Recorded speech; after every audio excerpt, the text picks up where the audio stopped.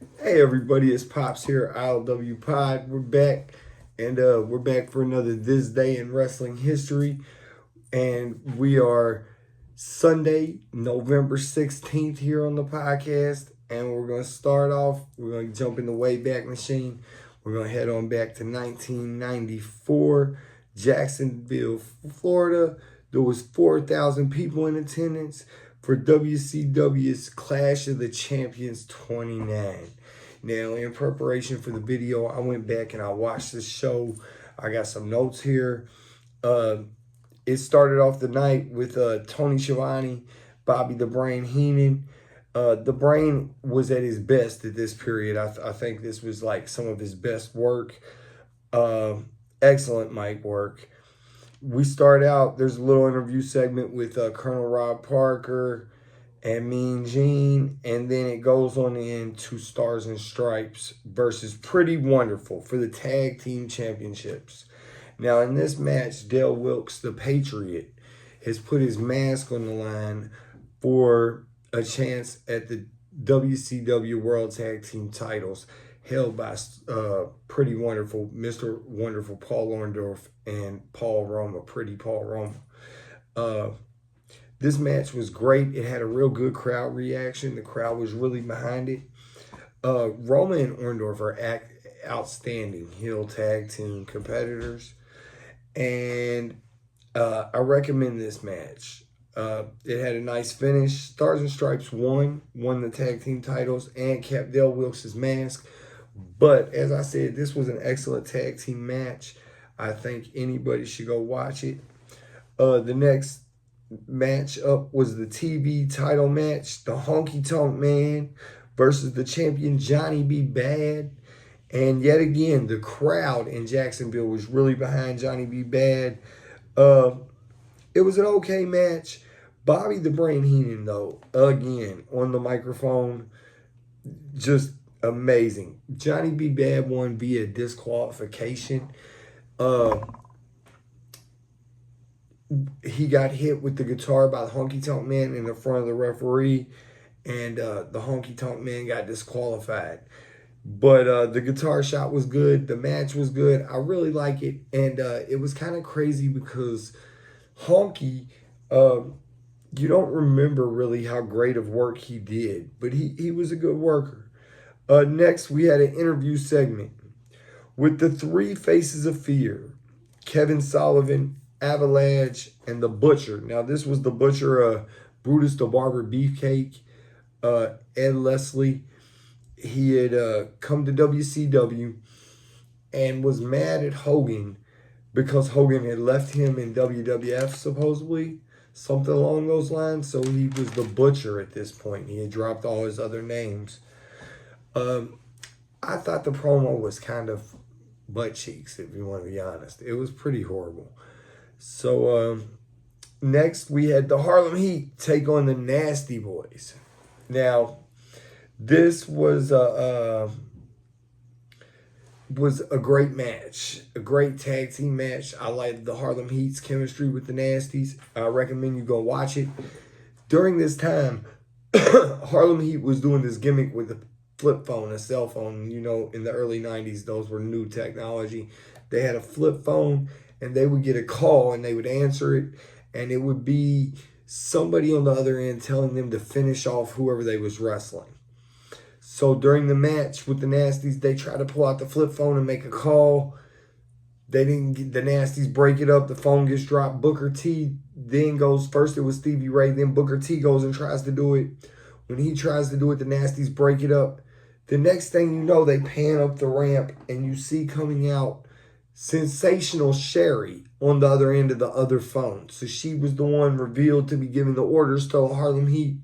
And she comes down to ringside in a matching dress that matches Harlem Heat's ring gear and lets you know that she is the new manager of the Harlem Heat. So she made her debut at the Clash of the Champions 29 as Harlem Heat's manager. You know they would go on to do lots of things. It was a great pairing. Next, we have Vader with Harley Race, and he's taking on Dustin Rhodes. Now, at the beginning of the match, Dustin comes out and he takes the fight to Vader, and race, bouncing them everywhere. And it was kind of cool seeing Vader take the bumps for Dustin. When Vader regains control, it gets brutal, though. Vader was at his best in this match, and the punishment he gives Dustin is something amazing to see. I highly recommend this match. It's one of the better Dustin Rhodes matches. Vader wins the match, and they go to jump Dustin. And when they do this, Hacksaw Jim Duggan comes to the rescue, clears the ring with the 2x4. And you can see there's some dissension laid there between Duggan and Vader. Next, we get an interview, classic Hogan style, with Mean Gene Okerlund. We get the Hulkster, Sting, and Dave Sullivan. They're all painted up. They got the face paint. Well, not all of them. Sting and Dave are painted up, got the face paint on. When Hogan comes to the ring later, he does. They're all face painted up. It's kind of cool, kind of interesting. Classic Hogan style promo from the early 80s, late 80s. I really enjoyed it. Thought it was interesting. Next, you get a United States Championship match.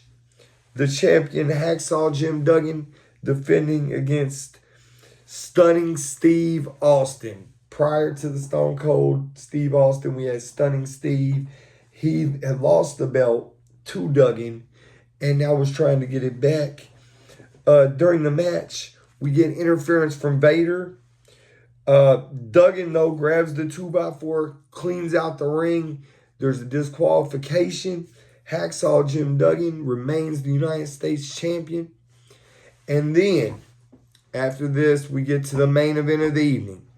We got big deal for WCW. I watched this when I was a kid. I can remember watching this. Michael Buffer was there. The Let's Get Ready to Rumble. Mr. T, the special guest referee.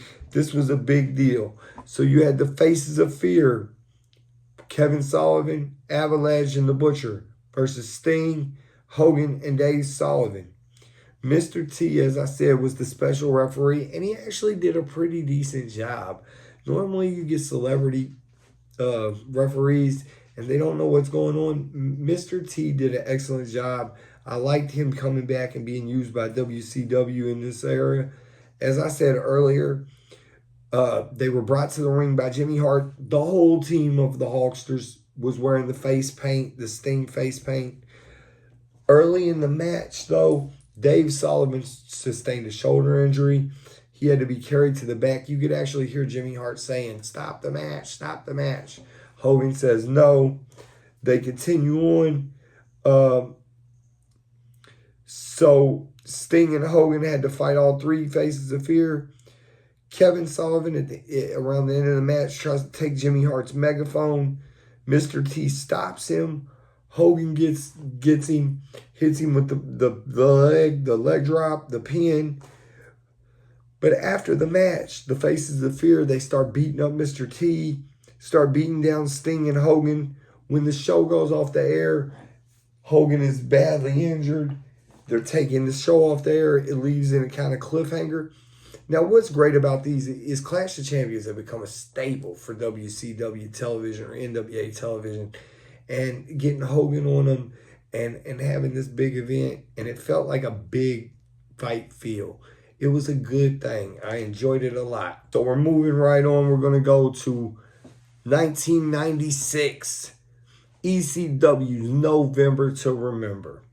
Okay, so the first segment we start out, we got Taz with Bill Alfonso, the manager of Champions, out there with Taz. And they start out the show, Taz is saying they're going to spoil Paul Heyman's surprise. He's got a big surprise in April, and Taz and Alfonso are here to spoil it. They say that they want a match in the main event of that April show with Sabu. They pan off to the production, that what they call the Eagle's Nest in ECW. You see Heyman up there kind of disheveled and upset about it. And then segment 2, the first time ever, we see the BWO, Big Stevie Cool, Hollywood Nova, and the Blue Guy. They come out to the ring. Big Stevie's going to be competing in a match, but it's the first ever time we see this parody of the NWO. And as you know, the BWO were going to sell a lot of merchandise, and ECW become a big thing. Now, Big Stevie Cool, he went on to fight a guy named Davey Morton Tyler Jericho. And he ended up winning, Stevie did. But the kind of cool thing in this Davey Tyler Morton Jericho, he would be better known to most wrestling fans nowadays as Kid Cash. This was an early Kid Cash appearance before he was even called Kid Cash. And I thought it was really interesting seeing it. I enjoyed watching it. Loved watching this ECW show. A lot of nostalgia in it. Next, we get Hack Myers versus Axel Rotten. Now, at this time, Axel's teaming with Devon Dudley. And Hack is the Shawl of ECW. Now, this match starts off, and there's lots of CTE going on. Just crazy chair shots. Crazy chair shots. Watching it back after all these years and knowing the results of these chair shots, it's kind of hard to watch. Hack was busted open just minutes in. Axel Rotten goes on to win the match. After that, we get Bubba Dudley versus his brother, Devon Dudley. This was another crazy, crazy brawl. They fight out in the crowd. They fight everywhere. Lots of chairs, stop signs, just different things. Joey Styles is highly underrated on the mic for any pay-per-view or any call. His call behind the mic, on the mic is amazing. I love it. I wish he would have got to do a little more in WWE. Bubba hits a crazy Bubba cutter out of nowhere for the win. But then you get the quintessential stud muffin, Joe Gertner, jump on the mic, and he starts saying, no. Devon clearly had already won this match by points earlier in the night. At this point, Bubba tries to Bubba bomb Gertner, but Axel Rotten and Spike Dudley make the save. They come out to save Gertner. At this point, we get the Dudley's music hit. The AC/DC comes on, and Big Dick Dudley comes out. Big Dick comes out. He clears the ring. Everybody gets out of the ring except Gertner. And at this point, Big Dick picks Gertner up. He slams him. And Big Dick climbs up to the top rope and does an amazing Big Dick moonsault onto Joe Gertner. And if you haven't seen this, I'm telling you, you definitely want to go back and check this man and his moonsault out. It was crazy. I loved it. Next, we get a tag team title match. Now, this tag team title match, RVD and Sabu versus the Eliminators. Now, this is to determine the number one contender who will face the Gangsters later in the show for the tag team titles. Sabu and Saturn start out the match. Then Cronus tags in and calls for RVD to be brought in. RVD does. It's a great technical match. Great back and forth. I loved it. It breaks down eventually into a brawl, as most ECW tag matches do. And they're excellent. ECW had great tornado-style tag matches. Kind of a prequel to the modern AEW style of like pay-per-view events or matches. But I think ECW had a lot better technical wrestling and was a lot more hardcore. But I can see where Tony Khan draws his inspiration from. But anyway, it goes to a time limit draw. And they come out, Todd Gordon comes out, and he starts the match for 5 more minutes, and it goes to another time limit draw. And then it comes out again, and another 5 minutes, and it still goes to a draw. And they're hitting all the moves. Crazy spot fest. Amazing action. Finally, Todd Gordon comes out, and the fans start chanting three-way dance. And Todd Gordon demands to give the fans exactly what they want, a three-way dance for the title later in the show. So later we will get to that. But next we had Chris Candido versus Mikey Wimprek. Now, this was a great match. Candido was fresh off of his WWE run. At the beginning of the match, they're chanting for Sunny. And he grabs the mic and tells them she couldn't be here. They made her go to the Hall of Fame ceremony for WWE. So it was kind of cool, some inside baseball at the beginning. It was a really great match. Candido won. I recommend you watching it if you go and watch the November to Remember 96. I think you'll really enjoy it. And then next we get the three-way tag team championship match. The Gangsters versus RVD and Sabu versus the Eliminators. Crazy match. Everything was used. Tables, chairs, cheese graters, so on and so on. It was nuts. How the match comes to a conclusion is RVD is fighting outside the ring.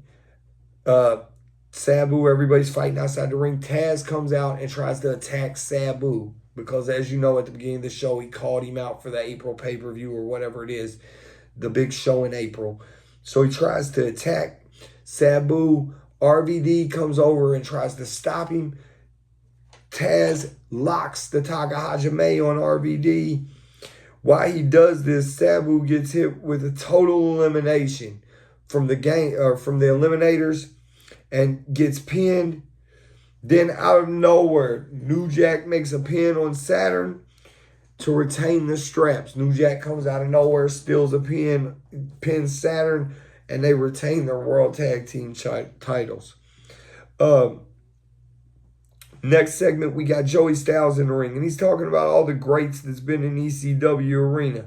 He's talking about Eddie Guerrero, Chris Benoit, Chris Jericho. On that Terry, he's listing all these names. And then out comes Scorpio. And Scorpio's saying farewell to the ECW arena and the fans. The fans are chanting, "You sold out." He says he's not going to miss not one of them. He's going to wrestle for both ECW and WWF. No one else can do that, and no one else can put him out. Meaning he's going to wrestle for both companies, and nobody can stop him. Says he's going to beat the next guy, and if he wins, they must leave ECW for 15 days. So he says, look, I'll make you a deal. I'll get out of the ring. You bring out somebody.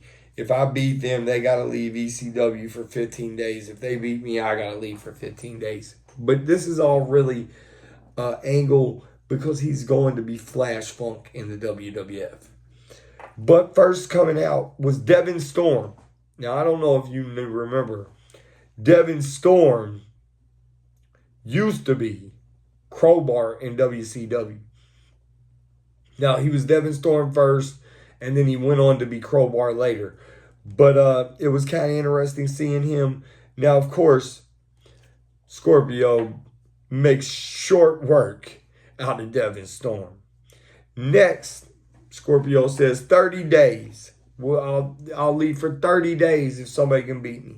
And if I beat them, they got to leave for 30 days. And that brings out the full-blooded Italians, Nunzio and JT Smith. Now, they're both arguing over who's going to fight Scorpio. And JT Smith gets his shot. Yet again, though, Scorpio makes short work. Next, Scorpio says 60 days. And out of nowhere, here comes the Shaw of ECW. Hack Myers, who's already competed, by the way. But he comes out and Scorpio pins him and wins and sends the Shaw gone for 60 days. Then he gets in talking about how nobody can beat him, none of this. And out comes Louis Spicoli to help the Shaw. And when he does, Spicoli is challenged by Scorpio. And he says, we will leave for 1 year. And at that point, they end up having a match. First, Scorpio tries to convince Spicoli to go with him to be his partner at the Survivor Series coming up. Spicoli says no, he just came from WWF. He don't want to. They're going to have a match. They have the match. Spicoli pulls out the victory. Scorpio is gone for a year. Scorpio says he's still not leaving until someone makes him. Out comes Taz and punks Scorpio right out of the ring. Scorpio leaves. Taz calls out Sabu. Calls out Sabu. Then Todd Gordon comes out. Taz chokes out Gordon. Paulie dangerously comes out. Taz T-bone suplex Paulie. It was kind of crazy. The lights go out. The lights come back on. And Sabu is in the ring. Then they're squared off. And the lights go out again. The lights come back on again. And no one's in the ring. The crowd's pissed. They're chanting bullshit. They're upset. And that brings us right to the main event. Or one of the main events. The co-main event. The world title match.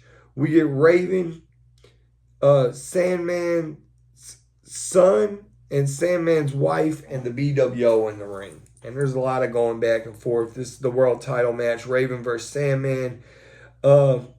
Stevie Richards does commentary over the house mic. It was annoying as hell. It was a bloody brawl with a lot of chairs and tables. BWO interference. It backfires though. In my opinion, it was a shit show. But I enjoyed it. The Sandman wins. Sandman's wife tries to swing the cane and hit him in the head. She misses like 4 times. It was kind of rough. And then we get on to the main event. And this main event was Tommy Dreamer and Terry Funk versus Brian Lee, the Bulldozer. Brian Lee, Primetime Brian Lee, and Shane Douglas. And Funk was inserted into this match after the pit bull was put on the shelf by Lee and Douglas. They broke the pit bull's neck, as you remember. Dreamer had reached out and called Funk for this match. They fight everywhere. They fight outside the building, all over the building. It's crazy. There's a crazy guardrail spot. I really loved it. Terry Funk is the absolute GOAT. And even at this age, he is the GOAT. As kids would say nowadays, Terry Funk is the GOAT. I love anything to do with Funk. It was a great match. They fight outside the building. They fight everywhere. I really, really recommend people go and check this out.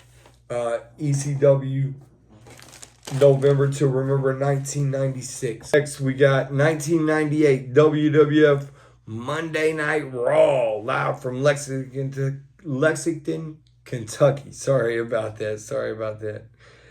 D-Generation X, Billy Gunn, the Road Dogg, and X-Pac would defeat the Oddities. Giant Silva, Golga, and Kurgan with Princess Luna, Shaggy 2 Dope, and Violent J in their corner in a 6-man match. Val Venus defeated Mark Henry with D'Lo Brown in his corner. Goldust and Steve Blackman knocked off the Blue Blazer and Jeff Jarrett with Deborah in their corner. Shamrock, the Intercontinental Champion, versus the Big Boss Man. It ended in a double disqualification for the Intercontinental Championship match. Then we get the Brood. Edge and Gangrel with Christian defeating Road Warrior Animal and Droz by a countout. And the main event of this show, we get Steve Austin defeating The Rock. The Rock was the champion with Ken Shamrock, Shane McMahon, the Big Boss Man, and Vince McMahon by DQ in a WWF Championship match that lasted 6 minutes. Moving on, WCW Nitro, 1998. Canyon defeated Glacier. Sonny Ono defeated El Gringo. I'm sorry. Horse and Stevie Ray with Vincent defeated Dean Malenko and Steve McMichael with Arn Anderson by disqualification. Eddie Guerrero and Rey Mysterio Jr. tore the house down. Eddie won. Chavo Guerrero Jr. versus Scott Putski ended in a no contest. Saturn defeated Conan by disqualification. Juventud Guerrero went over Billy Kidman to win the WCW Cruiserweight Championship that night. Bobby Duncombe Jr. defeated Chris Jericho by countout in a WCW World Television title match. And this had Benoit defeating Bret the Hitman Hart by DQ. Now, I'm pretty sure this is the Owen match. The Bret Hart Benoit tribute to Owen right after Owen's passing. I would recommend anybody go check it out. It's a great match. Next, moving on, we're going to move on to 2000. SmackDown, Indianapolis, Indiana. Crash and Hardcore Holly with Molly Holly defeated TNA, Albert and Test with Trish Stratus. Too Cool, Grandmaster Sexay, and Scotty 2 Hotty defeated Raven and Taz. That's kind of crazy, isn't it? Steve Austin defeated Eddie Guerrero. The Dudley Boys, Bubba Ray and Devon, and the Hardy Boys with Lita defeated Right to Censor. Bull Buchanan, Stevie Richards, The Good Father, Val Venus with Ivory. Kane and Kurt Angle defeated Chris Jericho and The Undertaker in a no disqualification match. K-Quick, better known as R-Truth, and the Road Dogg defeated Dean Malenko and Perry Saturn with Terry Reynolds in their corner. And then the main event, The Rock defeats Chris Benoit by disqualification. Okay, next, moving on, we have WCW Millennium Finale in Germany with 9,000 in attendance. November 16th, 2000.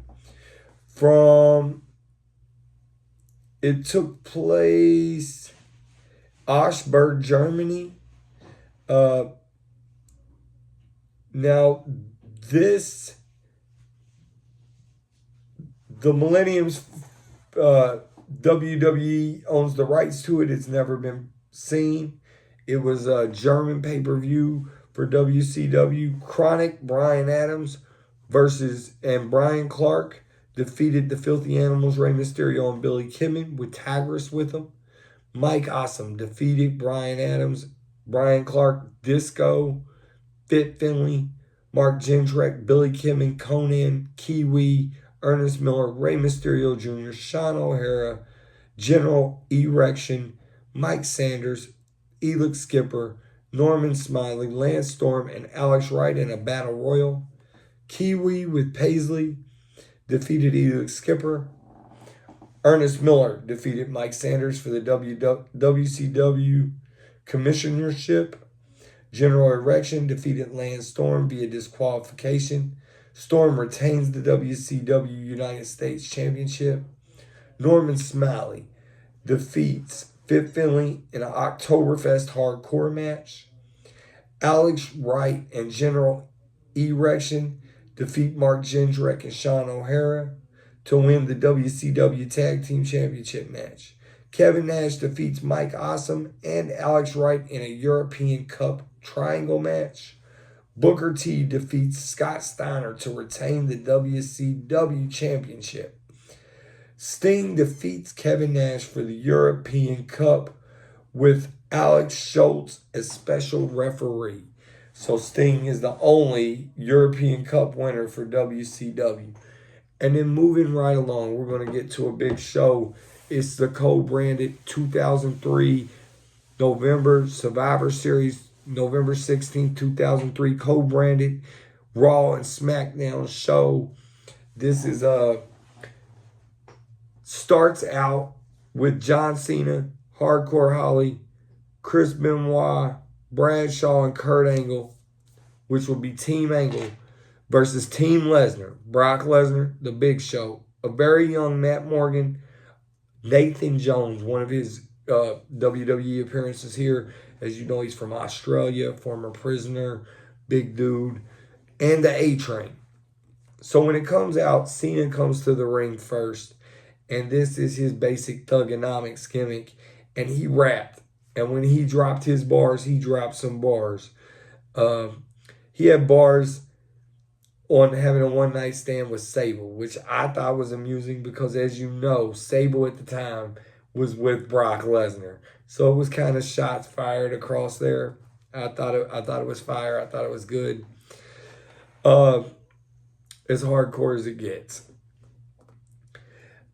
Hardcore Holly gets eliminated first after he attacks Brock Lesnar at the beginning of the match. So Holly attacks Brock before the match officially starts. The reason being for this is before this match, this is the first time Hardcore Holly has had an opportunity to get at Brock Lesnar. Brock Lesnar had broken the neck of Bob Holly and showed no remorse for breaking the neck. So before the match starts, Holly jumps on Brock, throws him into the steps. They get it broke up, but Holly's sent to the back. He's eliminated from this Survivor Series 5-on-5 matchup.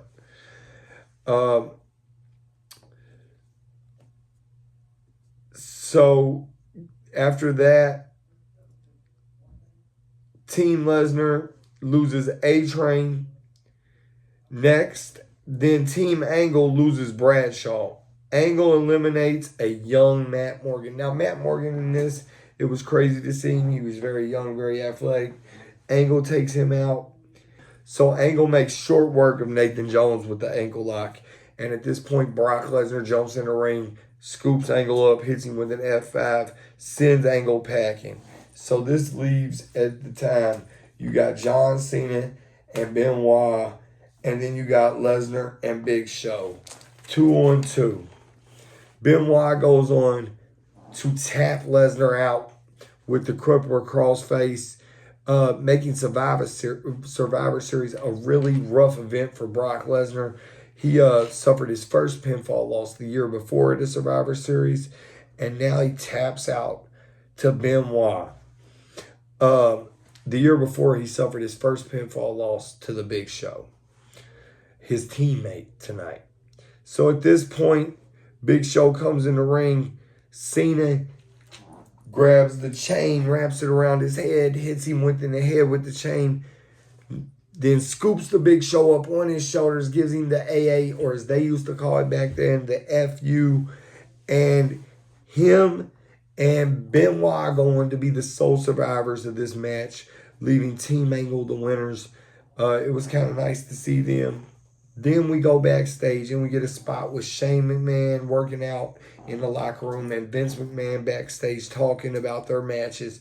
Vince is talking about how he's fighting Taker in a Buried Alive, and Shane's fighting Taker's brother in a ambulance match. But you can tell there's dissension between them. They're not really getting along at the time. Shane tells Vince to get out. As Vince is leaving, he runs into Austin. And this is an awkward segment. They're both staring at each other. They both start laughing. It's just really awkward in my opinion. But it works for the story. It works for the Austin and McMahon character. Next, we get a women's title match. We get a returning Lita, who had just returned earlier from her broken neck and the surgery. She's going against Molly Holly for the women's championship. Um, Molly has pulled the turnbuckle pad off at the end and exposed it. And then she slings Lita into it, knocking Lita's face. There's some blood. Molly rolls Lita up to retain the title. It's a solid match. I really enjoyed it. I would recommend watching it. Next, we get the ambulance match. Kane versus Shane.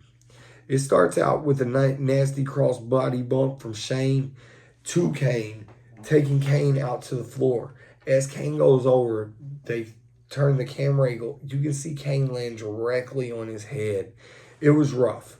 It was a rough bump.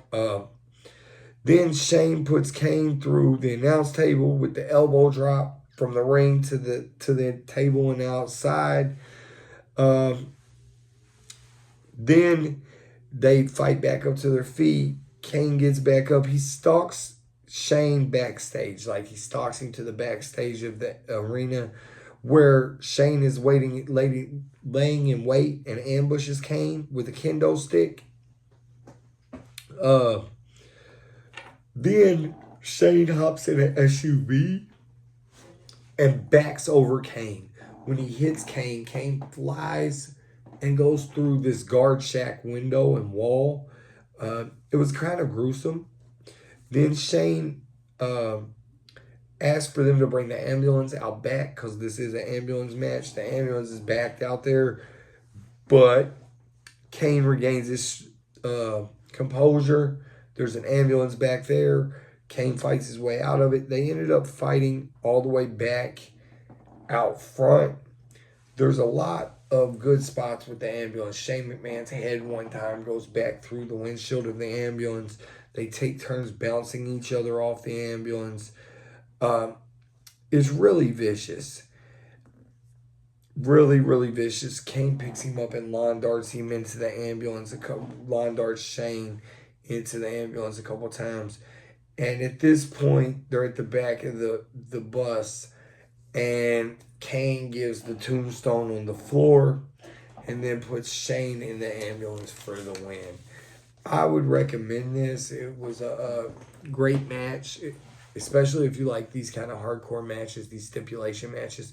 This pay-per-view overall was really, really good. Next, we get backstage interview with Brock Lesnar. He says he didn't tap out and he didn't lose. It was his teammates' fault. And then Goldberg shows up. And they have this exchange. And as you know, the next year at WrestleMania, he will face Goldberg. But it's like the first shot of that. And then it goes on again at the Royal Rumble. I know they have another encounter, but it's the first hint of that Goldberg-Brock WrestleMania thing coming. Next, out comes Jonathan Coachman wearing a neck brace from a 3D. The Dudleys gave him a week earlier. Mark Cuban, the Dallas Mavericks owner, is in the crowd. Him and Coach start having a back and forth. And Cuban says that Stone Cold's going to win. Out comes Bischoff. And Bischoff calls out Cuban. Cuban gets into the ring and starts hitting Bischoff, pushing Bischoff. They start having a pushing match. And then from out of nowhere comes Randy Orton. He RKO's Mark Cuban, helps Bischoff. It was kind of crazy. Then they pan backstage, and we get Evolution sitting around with a bunch of girls. You got Ric Flair, Batista, and Triple H. They're talking about how the night's going to go. Flair's telling him not to party too hard. He's got a match later. Then Randy comes in bragging about what he did to Mark Cuban out in the ring. And then it cuts, and we get the SmackDown Tag Team Championship match. We get the Bashams with Shaniqua versus Los Guerreros, Eddie, and Chavo. Classic low rider. It was nice. Eddie is amazing, as always. Really solid tag team match from these guys. Shaniqua, the Basham's manager, she was awesome. I don't know whatever happened to her, but I would like to know what happened to her. I would like to see maybe another shot for her. The Bashams end up winning with they try it multiple times, the twin magic type thing that the Bellas do, but then they end up winning with a switch. So next we get Austin's career on the line. This is Team Austin versus Team Bischoff. Team Bischoff consists of Chris Jericho, Christian, Randy Orton, Scott Steiner, and Mark Henry, with Theodore Long in Mark Henry's corner and Stacy Keibler in Scott Steiner's corner. Versus Team Austin, Shawn Michaels, RVD, Booker T, and the Dudley Boys. So it starts out, Booker T eliminates Steiner. Then Mark Henry takes out Booker T. The Dudleys hit Henry with a Dudley 3D death drop. And then out of nowhere, RVD hits with a frog splash. All three of them pile on top of Henry and hold him down and eliminate Henry.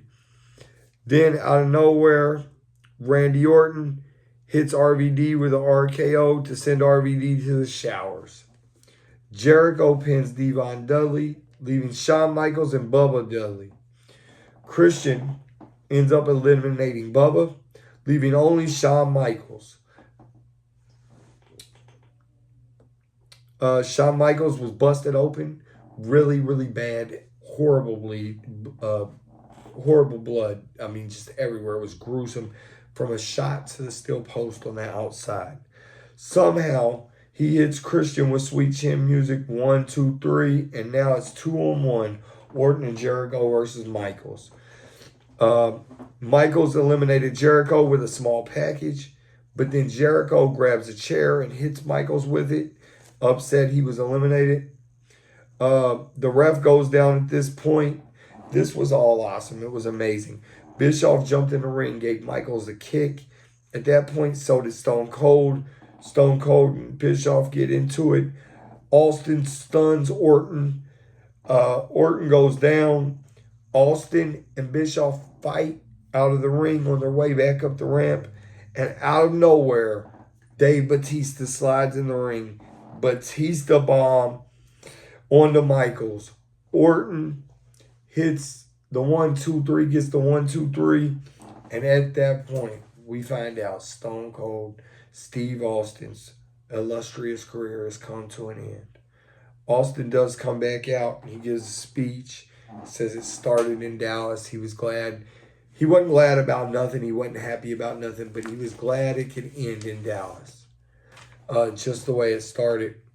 It was kind of crappy, because if you think about it, Austin with his neck problems didn't get to go out on his own accord. I would have liked to have seen Austin go out on his own accord. We didn't get to. But we have since seen him come back and have matches with people like Kevin Owens. Maybe we'll get to see another one. Next, we get the Buried Alive match. Undertaker versus Vince McMahon. This is the American Badass version of The Undertaker, Big Evil. I really like it. I think it's so good. It was awesome. The first punch of the match splits Vince McMahon wide open. It's gruesome, blood everywhere. Vince gets beat down everywhere. Taker just whoops him, drags him out to he takes the steps first and he smashes Vince's ankle in the steps. It was a real nasty looking spot. But then he picks Vince up, puts him on his shoulders, and he carries him out, and they're fighting up by the dirt, the mound, where they're going to get the Buried Alive match. Finally, Taker gets Vince in the grave. There's a giant back loader filled with dirt. Front loader, not back loader, front loader. Taker tries to go to get in it. There's a giant explosion. It knocks Taker off the front loader. Out comes Kane. They ended up getting Taker in the grave and burying him. Kane helps Vince McMahon. After Kane beats Shane earlier, now Vince uses Kane's help to beat Taker. Then we get the world title match. The main event, champion Bill Goldberg versus Triple H, accompanied by Ric Flair. Now, this is one of the better Bill Goldberg matches I think I've seen, and one of the longer ones. Now, Goldberg did have a leg injury. He worked, I guess, prior to this show, he had a leg injury, and so they worked that angle. But it was a good, solid Goldberg match. He retains his title. It's one of the best matches I think Goldberg's had. This pay-per-view, the 2003 Survivor Series, I highly, highly recommend. I enjoyed going back and watching it. It was a great time. That brings us right along to SmackDown 2007, Wichita, Kansas.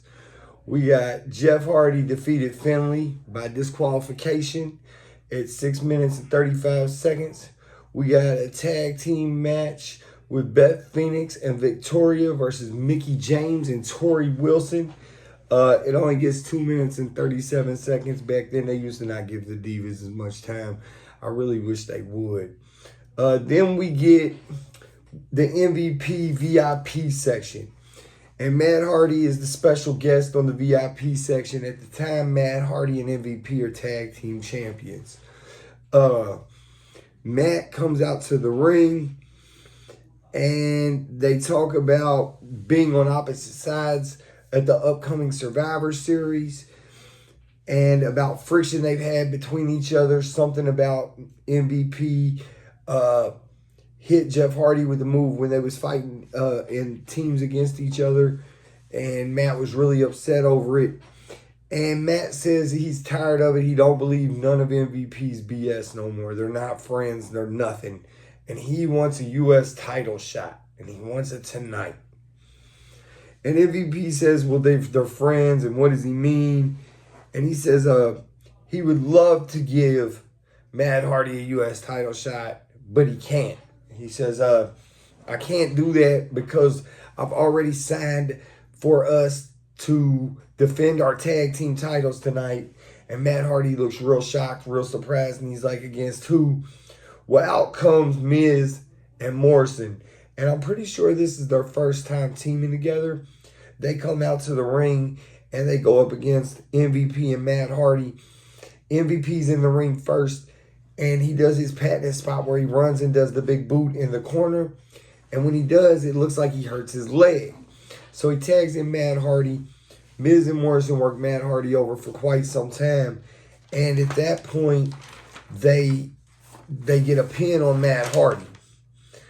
Matt Hardy is out. They've lost the tag team titles. Well, MVP goes to help Matt Hardy, picks up the mic, calls Miz and Morrison back down to the ring, says they want their rematch clause right now. MVP starts out the match again, but then tags Hardy in. Hardy ends up getting beat, and they lose the titles. At this point, MVP proceeds to jump Matt Hardy after the match. So it was the end of that and the start of their feud. Next, there's a singles match where Rey Mysterio defeats Ken Kennedy.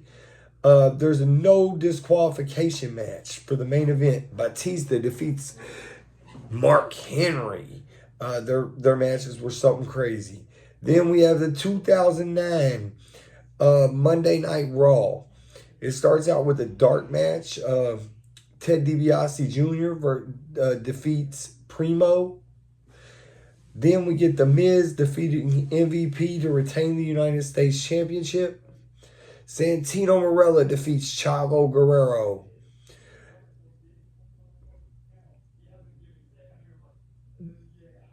Melina defeats Alicia Fox in a Lumberjills match to retain the Divas title. Jack Swagger defeats Evan Bourne. John Cena and The Undertaker defeat D-Generation X, Triple H, Shawn Michaels, and Jericho in a triple threat tag team match. Now, there was some famous segments on this Raw because it was live from the Garden. We had the one, this is where Sheamus attacked the King. And then we had Rowdy Piper challenge Mr. McMahon to a street fight. And at that point, Randy Orton comes out and attacked Rowdy Piper, Kofi Kingston rushes to Piper's rescue. And this is the famous Randy Orton, Kofi fight through the crowd. They end up out in the crowd. Kofi puts Randy on the table and does the boom drop out of the stands. This is the famous boom drop out of the stands. A pretty memorable moment. If you haven't seen it, you should definitely check it out. Then we get 2012 SmackDown from Cleveland, Ohio.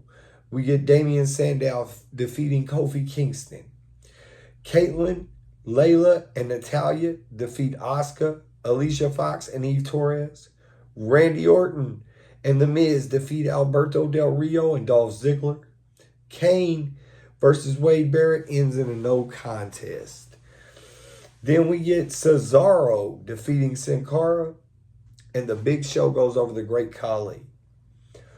Raw 2015, Greenville, South Carolina, we get Kevin Owens defeating Neville in a WWF or WWE World Heavyweight Title Tournament Qualifier match. Tyler Breeze with Summer Rae defeats R-Truth. Dean Ambrose goes over Dolph Ziggler in a WWE World Heavyweight Tournament Qualifier match. That match went 16 minutes and 45 seconds, which is kind of long for one of those tournament matches. It's a good match. You should check it out. The New Day, Big E, Kofi Kingston, and Xavier Woods defeat the Usos and Ryback by disqualification. Roman Reigns defeats Cesaro in a World Heavyweight Title Tournament Qualifier match. The Dudley Boys defeat the Ascension. Alberto Del Rio with Zeb Coulter defeats Kalisto in a World Heavyweight Tournament Qualifier match. Then they have a dark match with Cesaro, Dean Ambrose, Dolph Ziggler, and Roman Reigns defeating the Wyatt family. Braun Strowman, Bray Wyatt, Eric Rowan, and Luke Harper. Next, we got NXT 2016 at Full Sail. They got Arnie Larkin defeating Wesley Blake. Liv Morgan defeated Peyton Royce. Elias Sampson defeated Nathan Cruz. Andrade Almas defeats Cedric Alexander.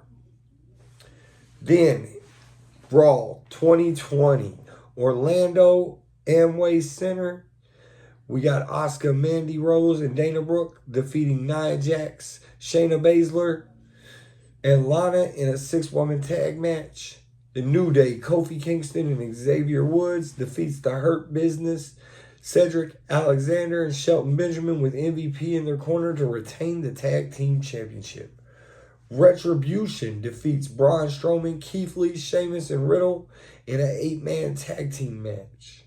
Bray Wyatt with Alexa Bliss defeated John Morrison The Miz with John Morrison. I'm sorry.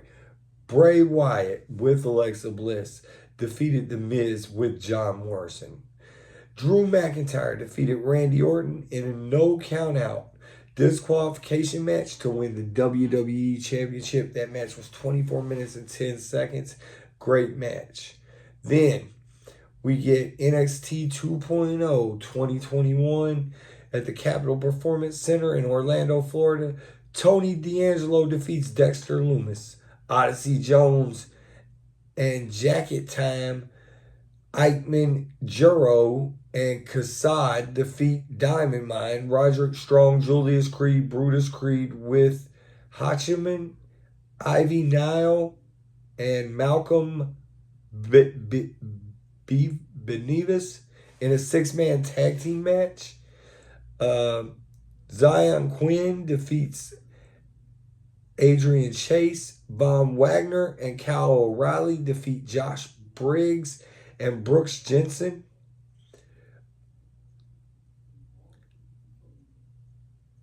Raquel Rodriguez defeats Dakota Kai by DQ. And folks, that's all we got for you on This Week in Wrestling. We covered a lot of topics. I hope you enjoyed. As always, thank you for all your support and all praise to the Most High. Thank you. You have a blessed day.